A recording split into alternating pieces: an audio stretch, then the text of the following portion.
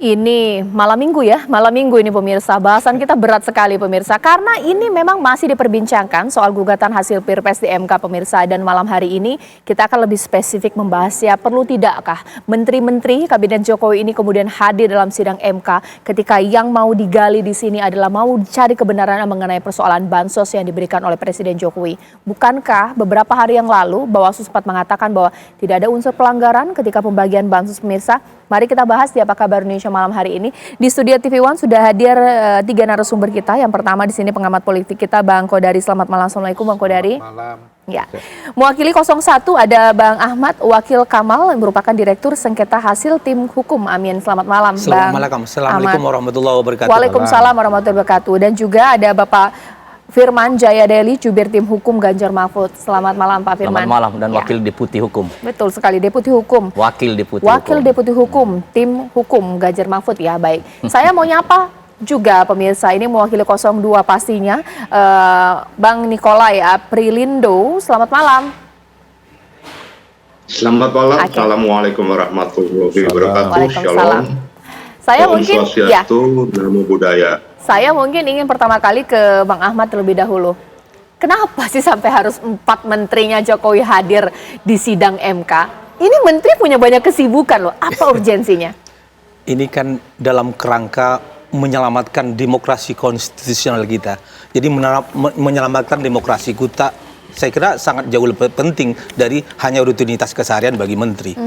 Saya kira ini hanya semacam permohonan ke Mahkamah Konstitusi. Semuanya kewenangannya ada di Mahkamah Konstitusi. Menurut pasal 41 PMK nomor 4 2003 itu memang Mahkamah dapat memanggil keterangan pihak-pihak yang bukan diajukan oleh pemohon, termohon maupun pihak terkait. Jadi ada dasar hukumnya kita mengajukan ke Mahkamah Konstitusi dan ada presidennya.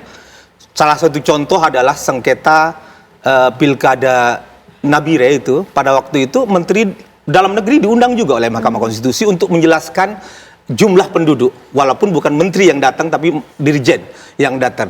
Dirjen Dukcapil pada waktu itu menjelaskan jumlah penduduk di Nabire. Saya kira kita ada dasar hukumnya, ada presidennya. Tinggal Mahkamah akan membawa kepada rapat permusyawaratan hakim apakah ini diperlukan urgensi untuk dipanggil atau enggak, atau sudah terang benderang.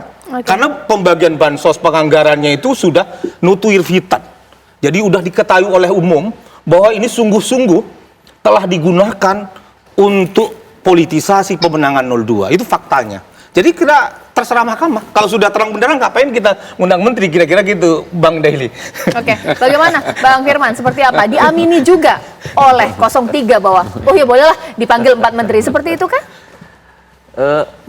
Dalam doktrin Badan Peradilan Mahkamah, termasuk Mahkamah Konstitusi, memang berwenang penuh secara konstitusional untuk memanggil siapapun.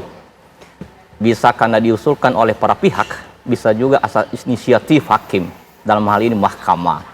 Dalam posisi ini, maka sebenarnya para pihak dalam hal ini pemohon memang berkepentingan betul jikalau memperkuat pendalilan. Karena siapa yang mendalilkan, maka dia yang membuktikan. Jadi beban pembuktian itu memang diserahkan kepada pemohon. Walaupun ada paradigma baru sekarang, secara serius sudah ada pergeseran juga, apalagi kalau berkaitan yang melibatkan kekuasaan.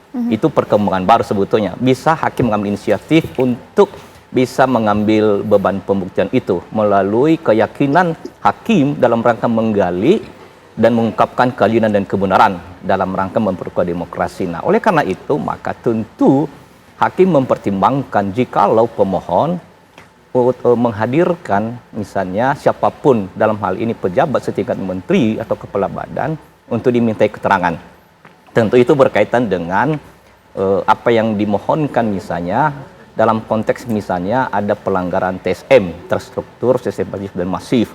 Apalagi kalau dikaitkan misalnya politisasi, personalisasi anggaran dan keuangan negara. Dalam hal ini bansos, ada sejumlah situ subsistem yang tentu harus ditanyakan oleh para pemohon.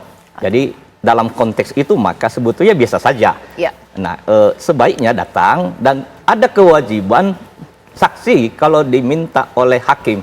Itu udah doktrin secara universal Oke. gitu. Ya, sekarang saya ke Bang Nikolai. Keberatan tidak sih kalau 4 menterinya Jokowi ini kemudian hadir dalam sidang sebagai saksi di MK? Minimal 2 menteri lah. Ini berarti banyak dalam sekali mau digali loh. Ini keterangan bahkan juga datanya, Bang Nikolai. Kalau dari kami menyerahkan sepenuhnya pada Majelis Hakim Konstitusi, apakah merasa berwenang untuk memanggil atau tidak, itu adalah merupakan hak dan kewenangan dari Majelis Hakim yang mengadili permohonan ini. Jadi bagi kami welcome saja kalau itu menjadi permintaan dari pemohon 1 dan pemohon 2, dalam hal ini dari kubu Anies Rashid Baswedan dan Muhaimin Iskandar, demikian juga dengan dari kubu Ganjar Pranowo dan Mahfud MD. Tetapi kita kembalikan lagi kepada Majelis Hakim yang mulia, apakah menurut mereka ada relevansinya, ada urgensinya, kami kembalikan lagi. Tetapi yang mau saya katakan di sini bahwa bila kita melihat dari pokok permohonan atau dari pokok petitum dari 2 pemohon tersebut, adalah menyangkut adanya dugaan pelanggaran administrasi pemilu, utamanya secara terstruktur, sistemis, dan masif. Substansi permohonannya kan berbicara tentang adanya pelanggaran administrasi pemilu atau TSM. Demikian juga inti gugatan, namun dalilnya tersebut harus memiliki kualitas yang berkorespondensi dengan perolehan suara sebagaimana yang telah ditetapkan oleh Komisi Pemilihan Umum. Itu pertama yang perlu kami sampaikan. Dan menurut kami, memang beban pembuktian itu ada pada pemohon, di mana pemohon yang mendalilkan terjadinya pelanggaran administratif, terjadinya hal-hal yang dalam tanda kutip, menurut pemohon diduga adanya semacam tindakan-tindakan kecurangan dan sebagainya. Tetapi dalam Undang-Undang 7 tahun 2017 tentang pemilu, nomenklatur kecurangan itu tidak ada, tapi yang adalah pelanggaran administratif dan pelanggaran administratif secara TSM.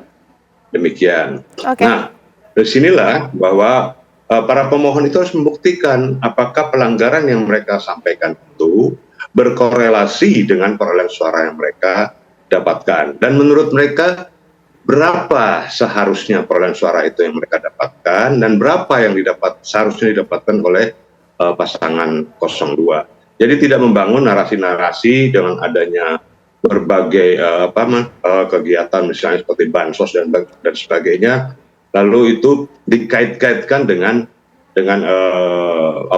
perolehan suara dari 02 atau dari capres nomor 2. Nah, kalau kita lihat bahwa masalah bansos itu sudah dari dahulu sudah pernah terjadi. Dari 2009, 2014, 2019, Baik, Bang itu Nikolai. semua ada, bukan baru ujuk-ujuk saat ini. Jadi tolong jangan dipotong dulu, biar saya lengkap dulu. Supaya masyarakat tahu bahwa bansos itu bukan hanya ditujukan kepada kelompok tertentu atau partai tertentu atau capres tertentu. Dan bansos itu sendiri kan sudah dianggarkan dalam APBN. Dan itu sudah disetujui oleh semua anggota Dewan DPR, jadi disetujui oleh legislatif. Nah, di sini kita melihat bahwa apa yang diberikan itu bukan semata-mata atau bukan ada tujuan tertentu dalam pemilihan umum khususnya Pilpres ini, tetapi memang sudah dianggarkan sejak tahun 2003, itu sudah dianggarkan dalam APBN, kemudian dalam tahun 2024 juga sudah dianggarkan dalam APBN. Jadi korelasinya tidak ada untuk menyatakan bahwa adanya kecurangan itu karena adanya bansos dan sebagainya.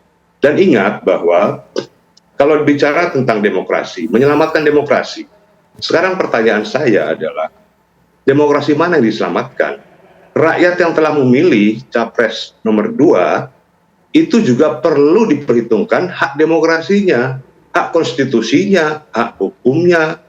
Mereka memilih yang berjumlah 96 juta lebih itu jangan dinafikan hal-hal itu. Oke, ditahan Jangan dulu Bang, masih ada sampai- segmen berikutnya Bang Nikolai. Iya, nanti kita akan Baik. lanjutkan lagi ya, karena nanti saya akan juga tanya kepada Bang Kodari bahwa ini jadi tidak akan selesai-selesai karena 01, 03 nanti manggil 4 menteri, minimal 2. 02 panggil juga Bu Mega. Ini apa sih maksudnya? Apakah ada unsur politis dalam pemanggilan ini? Sesaat lagi.